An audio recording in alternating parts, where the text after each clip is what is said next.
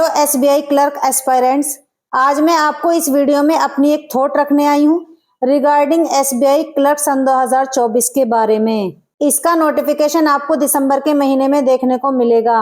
SBI अपनी second waiting list निकालकर अपना नोटिफिकेशन सन 2024 में लाएगा। मोस्ट एक्सपेक्टेड है, याद रहे ये सिर्फ एक्सपेक्टेड है। जो मैं आपको बता रही हूँ कि नोटिफिकेशन आपको दिसंबर में देखने को मिलेगा।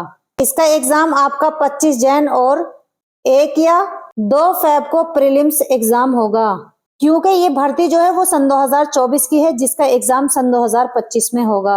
एसबीआई खुद अपने शेड्यूल के हिसाब से लेट चल रहा है और इनको क्लर्क की जरूरत है, तो दिसंबर में नोटिफिकेशन आ ही जाएगा।